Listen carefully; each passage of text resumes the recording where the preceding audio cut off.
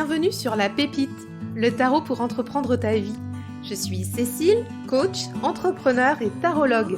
Ma mission est d'aider les intuitifs à créer la vie et l'entreprise qui leur ressemblent grâce notamment au tarot. Si ce thème t'intéresse, je t'invite à t'abonner pour enclencher dès maintenant les possibles. C'est parti!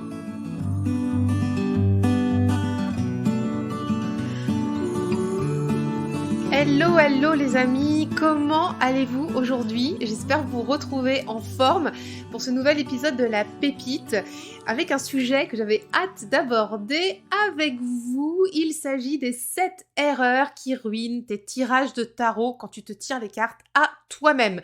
Oui, vaste sujet parce que quand on se tire les cartes à soi-même, on n'est pas toujours d'équerre avec ce qu'on fait. On entend souvent dire que c'est plus facile de tirer les cartes aux autres.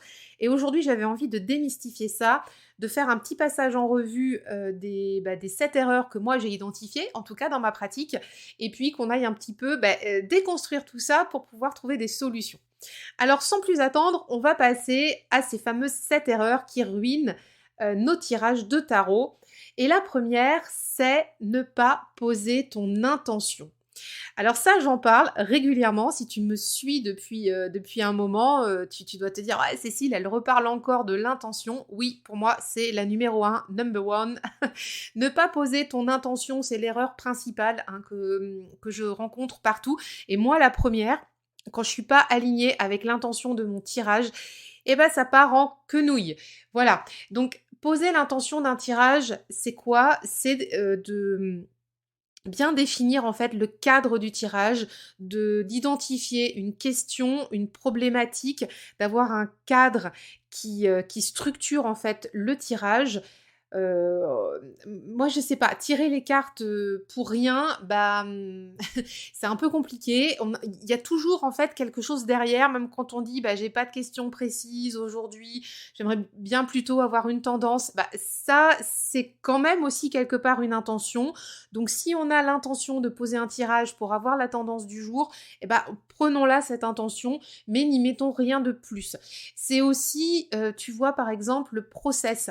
Par exemple, de faire un tirage en croix, on va pas poser la même intention que de faire un tirage astrologique de l'année, par exemple. Voilà.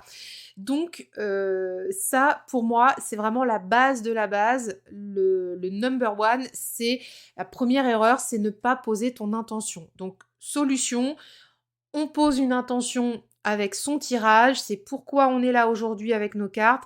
Qu'est-ce qu'on va faire? Est-ce que c'est un tirage en 1 carte, en 3 cartes, en 5, en 6, en 12, peu importe. Mais il faut absolument, enfin ça c'est mon point de vue, mais en tout cas c'est dans ma pratique, il faut absolument moi que j'ai une intention quand je pose un tirage de tarot. Et c'est la base, la fondation de la pratique pour moi. Deuxième erreur qu'on va pouvoir rencontrer aussi, et peut-être que ça t'est déjà arrivé, c'est de courir dans ton livre pour faire une interprétation au lieu de regarder tes cartes en premier. Oui. Même si tu es en début d'apprentissage du tarot, tu as peut-être certainement des bouquins chez toi qui vont t'aider à analyser des cartes, à les expliquer. Mais une des erreurs principales, c'est quand même d'aller plonger dans le bouquin tout de suite sans regarder ce qui se passe au niveau des cartes. C'est-à-dire que tu vas tirer, je sais pas moi, le monde avec le jugement, un 9 d'épée, enfin voilà, que sais-je. Voilà, tu vas te dire, bon, elles veulent dire quoi les cartes?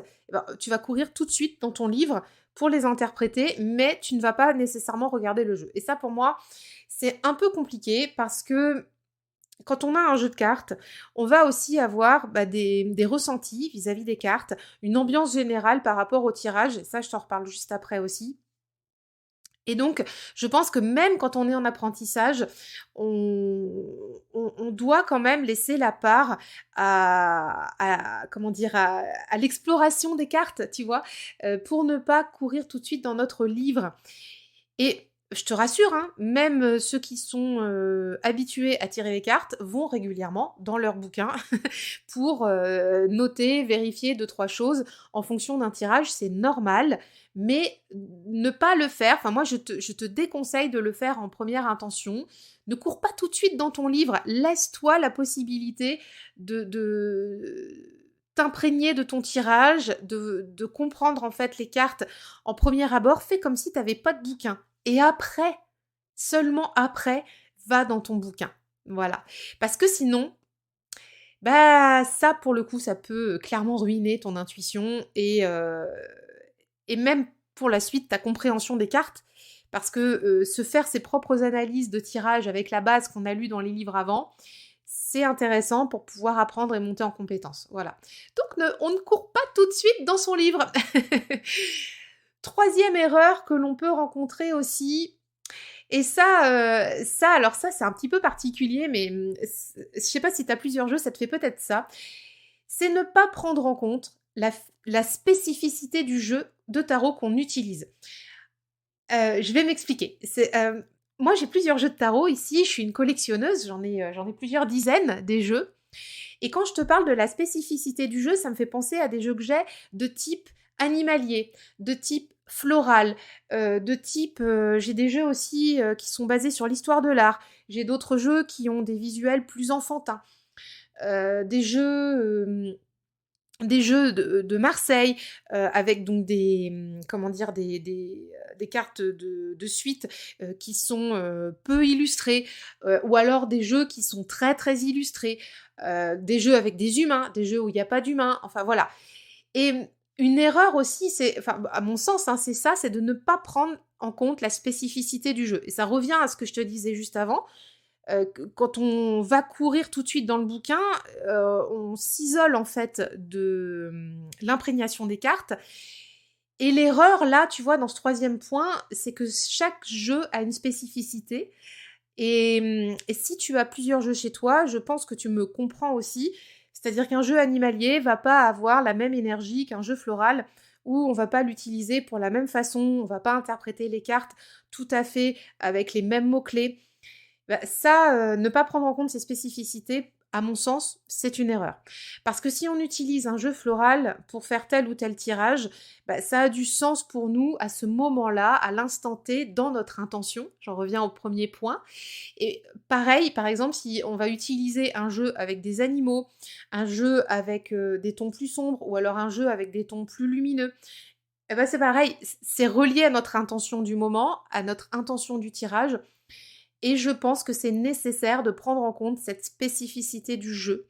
Si on est dans un jeu sombre, si on est dans un jeu lumineux, si on est avec des animaux, avec des fleurs, pour pouvoir aller raccrocher l'interprétation des cartes aux symboles, voire aux archétypes, voire même aux égrégores qui sont représentés sur les cartes. Parce que ça va nous aider à développer nos interprétations. Quatrième point déjà qui peut ruiner notre tirage de tarot quand on se tire les cartes à soi-même, c'est d'interpréter une carte toute seule dans son coin sans regarder l'ensemble du tirage. Et ça c'est aussi en lien avec, comme on disait tout à l'heure, courir dans son bouquin, aller chercher l'interprétation de la carte. Ah, j'ai tiré l'empereur, ça veut dire ça, donc l'empereur, ça veut dire ça. Oui, soit, mais une carte, elle arrive dans un tirage. Alors, sauf si tu fais la carte du jour, bien sûr. Donc ça, on va le mettre de côté, hein, sauf si on fait la carte du jour. Mais par contre, si on fait déjà un tirage à 2, voire plusieurs cartes, la carte n'est pas toute seule. Elle fait partie d'un ensemble. Et ça, c'est très important parce que, par exemple, si on utilise un modèle de tirage, on parlait tout à l'heure, où j'avais ça en tête, je ne sais plus si je te l'ai dit, mais la croix celtique, on va aller analyser la croix celtique dans son ensemble. On va pas aller juste isoler, je reprends l'empereur, tiens, l'empereur, il veut dire ça. Donc, forcément, c'est ça. Mais par exemple, dans un tirage en croix, l'empereur, s'il est dans telle ou telle position, par exemple, s'il est dans la position des aides, il va pas nous apporter les mêmes informations que s'il est dans la position des obstacles, dans le tirage de la croix. Donc, on ne peut pas interpréter une carte toute seule dans un tirage. Et c'est pareil aussi, par exemple, quand on a des personnages qui sont positionnés dans le tirage. Interpréter la carte seule, ça voudrait dire on ne s'en tient qu'à l'interprétation de cette carte et on exclut les autres. Donc quand des personnages se regardent, moi je trouve nécessaire de regarder ce qui se passe dans le tirage. Est-ce qu'il y en a qui vont vers d'autres personnages dans le tirage? Est-ce qu'il y en a qui prennent la fuite? Est-ce qu'il y en a qui nous regardent droit dans les yeux? Est-ce qu'il y a des cartes qui se font écho? Euh, Est-ce que des personnages, bah, moi ça m'est déjà arrivé, est-ce qu'on a l'impression que ces personnages se tiennent la main? Est-ce qu'on a l'impression que, ou alors au contraire qu'ils se séparent? Ça peut être aussi, par exemple, tu vois, l'ambiance des couleurs aussi dans un tirage. Ça, vraiment, moi, quand je fais des tirages, je fais très très attention à ça. Dans un jeu, on va avoir souvent, alors à moins qu'il soit monochrome voilà, ou juste avec 3-4 couleurs, mais même avec 3-4 couleurs, tu peux avoir des ambiances. Tu peux avoir, par exemple, moi ça m'est déjà arrivé, je sais pas si ça t'a déjà fait ça, où tu avais par exemple un côté du tirage qui était dans les tons sombres et un autre côté du tirage qui était dans les tons très lumineux, ou alors dans des tons froids et dans des tons chauds. Par exemple, tout un côté droit qui était en rouge et tout un côté gauche qui était en bleu, par exemple. Moi, ça m'était déjà arrivé. Donc ça, c'est très particulier quand ça arrive. Et c'est intéressant de le regarder et de prendre en compte cette colorimétrie pour aller relier ça, par exemple, aux éléments, aux émotions. Éventuellement, tu vois, moi qui travaille aussi avec la médecine traditionnelle chinoise, les couleurs, je vais m'en servir aussi pour relier ça aux éléments en médecine traditionnelle chinoise. Et ensuite, regarder aussi tu vois, finalement, qu'est-ce que la première impression, pardon, du tirage, qu'est-ce que ça nous fait, qu'est-ce que ça nous évoque, et ensuite, quelle carte est présente, et s'il y a des personnages avec qui ils sont en lien, est-ce qu'ils se rapprochent, est-ce qu'ils se quittent, voilà, et donc, à mon sens, on ne peut pas interpréter une carte seule dans un tirage quand on a plusieurs cartes. Ce serait fort dommage, parce qu'on passerait certainement à côté d'informations très, très importantes. Autre point que je voulais aborder avec toi aussi, c'est l'erreur de faire un tirage parce que tu t'en sens obligé. Oui, alors même si on n'en a pas conscience, ça m'est déjà arrivé. C'est le cas de figure, par exemple, où tu vas commencer un challenge et tu vas dire ah oui, là, je m'étais dit ça, par exemple, je pars pour 30 jours de challenge. Bah oui, je suis obligée de faire un tirage tous les jours. En vrai, sincèrement, si t'as pas envie, bah tu le fais pas. Parce que ça, c'est une erreur qui peut ruiner ton interprétation de tirage. Si t'es pas aligné avec ta pratique, si t'es pas aligné avec l'envie de faire un tirage, le besoin de te faire un tirage et la capacité à recevoir l'information de ton tirage, ne le fais pas. C'est pareil aussi pour les tirages tu sais, qui ont lieu à des périodes clés de l'année. Par exemple, le tirage du début de l'année. Bah, on n'est pas obligé de faire un tirage le 1er janvier si on n'en a pas envie. On peut tout à fait faire un tirage de l'année à d'autres moments de l'année. Tu peux le faire par exemple à ton anniversaire si ça résonne plus pour toi, ou alors, je sais pas moi, au mois de septembre, si toi ton kiff c'est la rentrée au mois de septembre et pas la rentrée au mois de janvier. Il y a plein d'options possibles et si tu as envie de te faire un tirage astrologique de l'année en plein mois de juillet, bah, j'ai envie de te dire fais-le. Parce qu'il en sera beaucoup plus pertinent si tu es dans l'énergie volontaire et inspirée de le faire que de le faire à la ramasse un 1er janvier ou un 2 janvier, parce que tout le monde le fait, mais que tu n'as juste pas envie, mais que tu t'en sens obligé.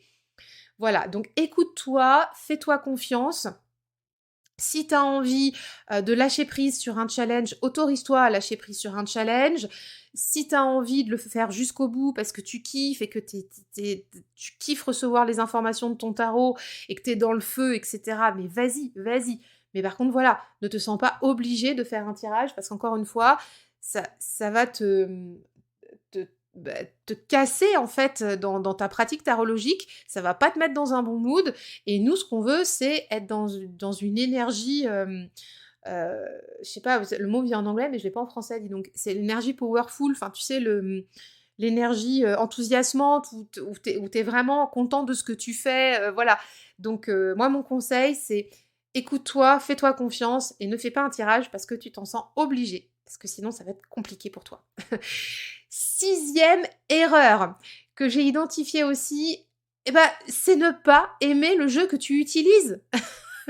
Et là, j'ai envie de te dire, mais what the fuck? Parce que il y a des jeux à la mode qui sortent et on se dit, bah ouais, c'est super, il faut que j'ai ce jeu parce que tout le monde l'a et tout. Puis en fait, bah, après, on se retrouve avec. Et puis, on n'a pas envie de tirer les cartes avec. Et puis, bah, je te le dis en connaissance de cause parce que ça m'est arrivé. 1 mois, 2 mois, 3 mois, 6 mois, 12 mois, 2 ans qu'il est dans la tarothèque et qu'on ne s'en est jamais servi. J'en ai un comme ça ici. Pourtant, je le garde parce que peut-être qu'un jour, je pourrais peut-être m'en servir.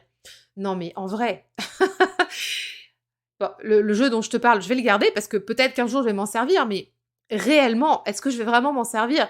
Mais la réalité, c'est que ça fait 2 ans qu'il est là et que je m'en suis toujours pas servi. Donc, très clairement, avoir un jeu comme ça dans sa tarothèque, est-ce que ça sert vraiment à quelque chose? Est-ce que ça ruine pas notre pratique? Alors quand tu t'en sers pas, c'est pas trop un problème. Moi, ce jeu-là, enfin le jeu auquel je pense, je m'en sers pas, je m'en sers très très peu. Pour ne rien te cacher, c'est le Wild Unknown Tarot. Je m'en suis déjà servi quand même un peu, très peu, mais parfois quand même je prends les cartes. Pour regarder, tu vois, quand je suis en train de bosser sur quelques arcanes, je peux prendre les cartes, mais je m'en sers pas pour faire les tirages. Parce que c'est un jeu qui n'est pas facile d'accès pour moi dans mes tirages, donc je ne vais pas me mettre en porte-à-faux, je ne vais pas me mettre en erreur d'utiliser un jeu que... c'est pas que je l'apprécie pas, c'est que je me fais pas encore confiance sur ce jeu-là. Voilà, ou j'arrive pas trop à l'apprivoiser. Par contre, dans ma pratique, il y a eu un jeu que je n'aimais pas du tout. C'était, celui avec les poupées, là, comment il s'appelle Ah zut le jeu super freaky, là, tu sais, avec des petites poupées, avec des tableaux, là, que tout le monde aime, là, pour faire du shadow work ou je sais pas quoi, là. Mince, ça me revient pas, ce jeu. Et ben, en fait, je l'avais fait venir parce que beaucoup de tarologues l'avaient. Et oh mince, comment il s'appelle ce jeu? Ça me revient pas. Mais bon, c'est pas grave. Beaucoup de tarologues l'avaient et je m'étais dit, tiens, c'est un jeu qui m'inspire pas. En fait, il me fait peur, ce jeu. Donc je m'étais dit, s'il me fait peur, c'est qu'il y a un truc à travailler. Et donc, je vais le faire venir pour lever les blocages, machin et trucs. Et en fait, je te jure que quand ce jeu est arrivé ici à la maison, que je l'ai mis dans ma bibliothèque, j'avais l'impression qu'il me pourrissait l'ambiance de tous mes jeux. En fait, c'était un jeu que j'aimais pas du tout. C'est un jeu que j'arrivais presque pas à tenir entre mes mains tellement il me faisait peur. C'est un jeu malsain. Je sais plus comment il s'appelle. Honnêtement, je suis navrée, mais je ne sais plus comment s'appelle ce jeu. Mais ce que je voudrais te dire, c'est que des jeux comme ça, des jeux que t'aimes pas, alors toi, peut-être que tu aimes ce jeu et vraiment, je t'encourage à l'utiliser si tu l'aimes. Moi, en tout cas, je l'appréciais pas du tout. Mais ça, c'est un jeu très clairement qui aurait pu me dégoûter presque à un moment donné de tirer les cartes. Parce que pour moi, ouais, c'était un jeu malaisant. Je sais pas comment dire autrement. Donc ouais, pour ce 6e point, n'utilise pas un jeu que t'aimes pas, quoi. Autrement, ça le fait pas. T'es pas dans une bonne énergie. Donc on va plutôt aller se tourner vers des jeux qui nous font kiffer. Et si t'as que 1, 2, 3 jeux dans ta bibliothèque qui te font kiffer, bah tant mieux. Mais au moins, utilise ces jeux-là et t'auras grand plaisir à te faire des tirages de tarot pour toi-même. C'est ce qu'il y a de plus important. 7e point, et le dernier, est très important à mon sens quand on se tire les cartes à soi-même. La 7e erreur, c'est de biaiser sa lecture pour avoir la réponse que l'on souhaite. Waouh, ok. Ça m'est déjà arrivé, je pense que ça t'est déjà arrivé aussi. En fait, on pose une question, et puis on n'a pas envie d'avoir la réponse, ou alors on a envie d'avoir une autre réponse. Et là, on va biaiser notre lecture, on va surinterpréter les cartes pour qu'elles nous amènent une réponse idéalisée par rapport à notre question. C'est naze. Faut pas faire ça, c'est naze. Ah là là, mon Dieu, mais parce que je l'ai déjà fait. Et en fait, je me revois, là, ça c'était plutôt au début de ma pratique. Je me revois le faire et en fait, je sais pas si ça te fait ça quand t'es dans un mood comme ça, mais ça nous arrive tous, hein, franchement. On se voit le faire, en fait, quand on le fait. On se voit surinterpréter. Par exemple, une carte qui vient te dire: «Non, mais là, t'es en plein délire, tu fais n'importe quoi, ressaisis-toi, mets du cadre», alors que toi, t'as juste envie de tout envoyer balader. Bah, en fait, t'es en train de surinterpréter, des trucs, qui vont tu te fais croire que tu peux tout envoyer balader, alors que très concrètement, le conseil du tarot te dit pas ça. Tu le sais, mais toi, tu as envie qu'ils te disent autre chose, donc tu vas dire: «Ouais, mais non, mais cette carte-là, vraiment», par exemple, un empereur, il va pas te dire de tout envoyer balader dans un tirage. Mais par exemple, si tu tires l'empereur à une position clé dans le tirage qui te dit de structurer, alors que toi, tu as tout envie d'envoyer paître, et ben, moi, ça m'est déjà arrivé de surinterpréter. Mais en vrai, l'empereur, il va pas nous dire ça. OK, si tu tires la maison Dieu, là, OK, on va repenser ça. Mais si tu tires un empereur, bah non. L'empereur, il va pas te dire ça. C'est pareil, je sais pas si il t'est peut-être arrivé de faire des tirages, je sais pas, sur, des affinités. Moi, ça m'est déjà arrivé sur des affinités, par exemple, professionnelles ou alors je ne fais pas de tirage, sur, des amitiés, des amours, des choses comme ça, jamais.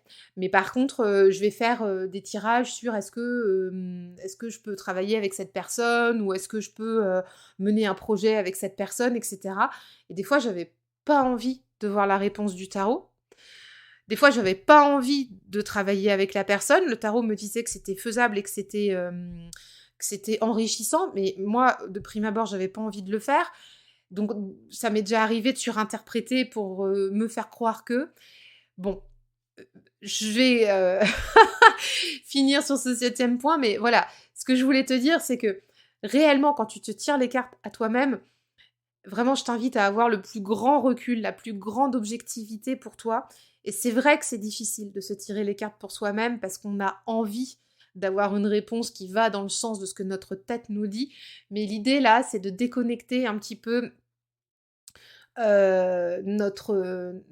notre souhait, enfin ce qu'on projette de ce que va donner en fait la réponse des cartes et de pouvoir, être factuel et d'accueillir cette réponse des cartes et de l'accueillir, dans la plus grande objectivité avec tout le recul nécessaire pour pouvoir en faire quelque chose et c'est là, en fait, où on va faire, les plus belles choses avec nos tirages de tarot pour nous-mêmes. Voilà, bah écoute, j'espère que cet épisode t'a aidé sur ces 7 erreurs, qui peuvent ruiner nos tirages de tarot et j'espère que je t'ai aidé à trouver des solutions si tu as déjà rencontré ces erreurs. Si tu as envie de pratiquer des tirages et que tu as envie d'aller un petit peu plus loin, j'avais sorti il y a quelque temps et c'est encore disponible gratuitement les tirages de tarot de la pépite. Tu peux les télécharger, donc le lien est en note de l'épisode. En fait, ce sont 10 tirages de tarot qui sont associés à 10 épisodes de la première saison du podcast où j'avais des invités et ça va en fait t'aider à développer ta pratique tarologique. Il y a plusieurs thèmes qui sont abordés, donc je te laisse découvrir tout ça. Tu as le lien en note de l'épisode, c'est gratuit, tu t'inscris, comme ça tu peux faire les tirages en lien avec les épisodes de la pépite et j'espère que ça va te donner de nouvelles pistes exploratoires dans ta pratique. Bah écoute, je te dis à la semaine prochaine et surtout, viens me dire sur Instagram en DM si cet épisode t'a aidé et n'hésite pas, je t'invite vraiment à partager aussi l'épisode, à faire une capture écran du podcast et de partager en story si ça t'aide, si tu as envie de le faire connaître à d'autres, ça aide la pépite à rayonner. Donc merci beaucoup de ton soutien et je te dis à la semaine prochaine. Bye bye.